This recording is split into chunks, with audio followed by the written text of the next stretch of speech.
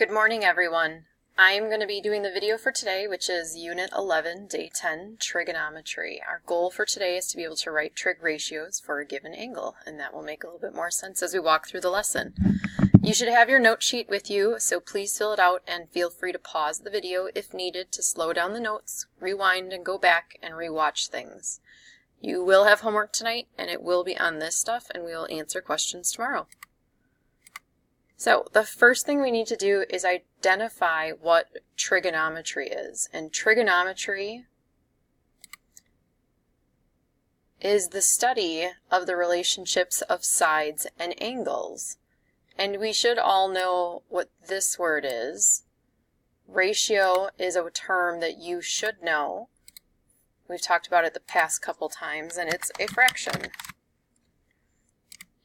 A ratio is a comparison between two things, and we've done unit rates, we've done ratios with number of girls in a group to the total number of girls or total number of people in the class.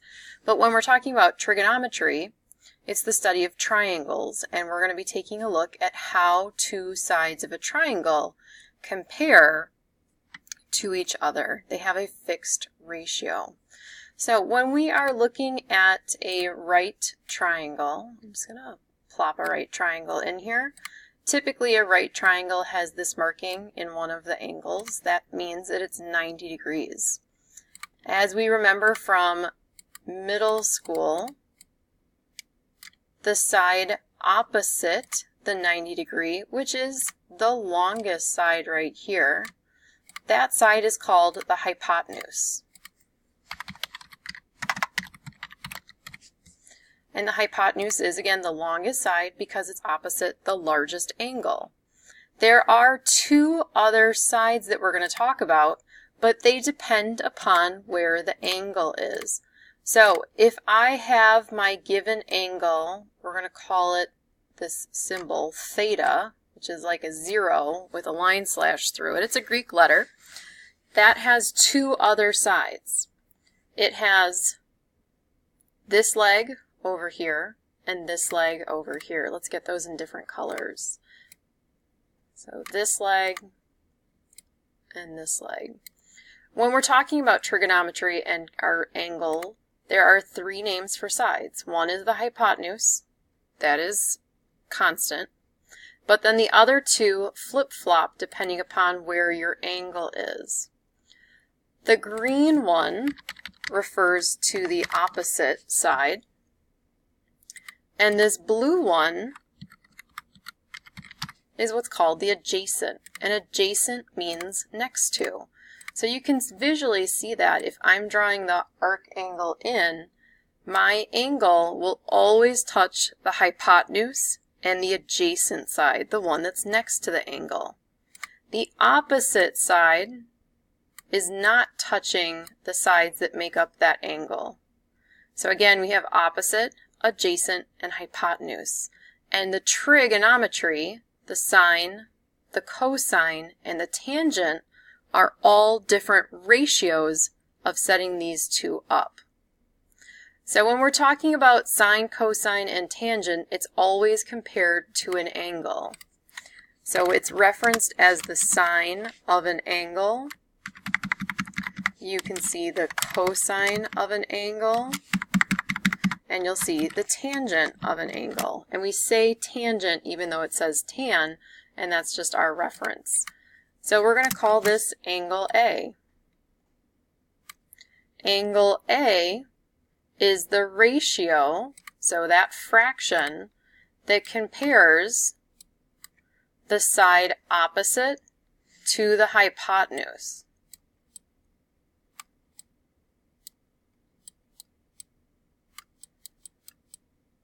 The cosine of angle A is the ratio of the adjacent side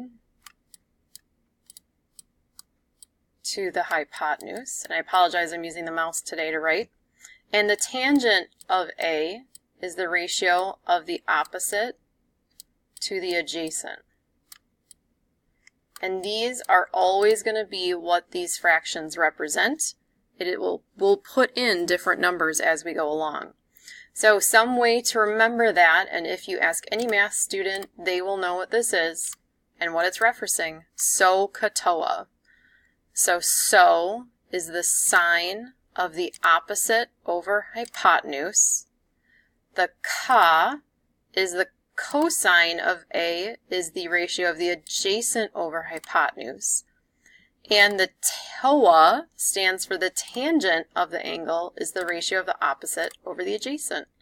So it's just a way to help us remember what goes where and how we can write it. So SOHCAHTOA. So now we're going to take a look at a couple examples of how you do this. So what I'd like you to do is mark your angle up with the appropriate angle names.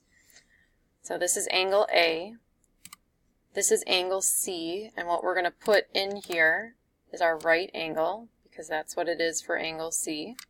And over here is angle B. And we're just going to throw some numbers on here.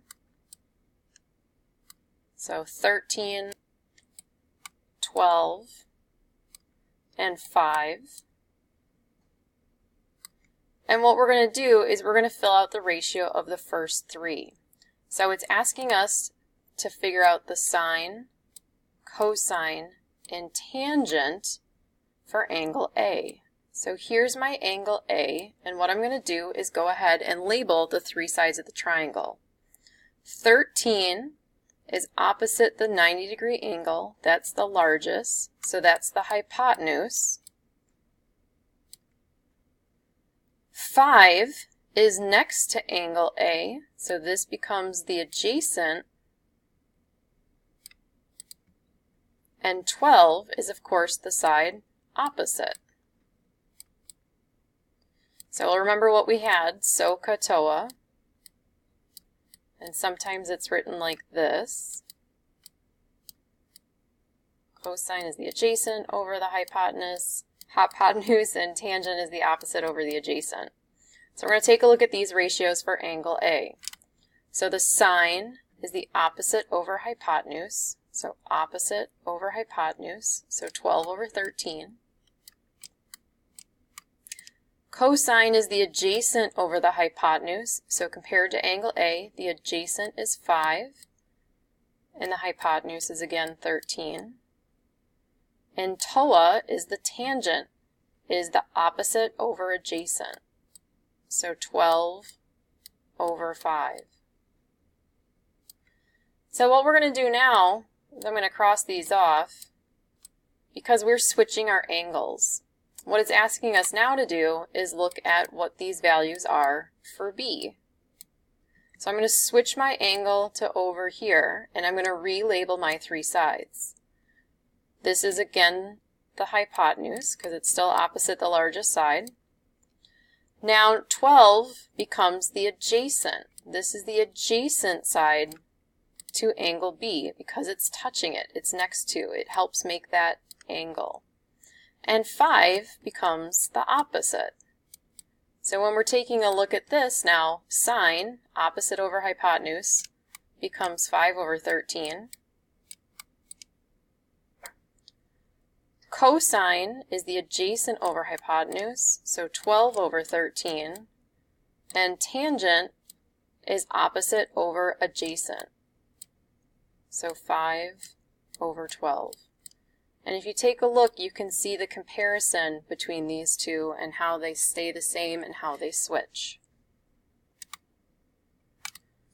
What I'd like you to do right now is you're going to write in, oops, this is fixed. These should all be B's.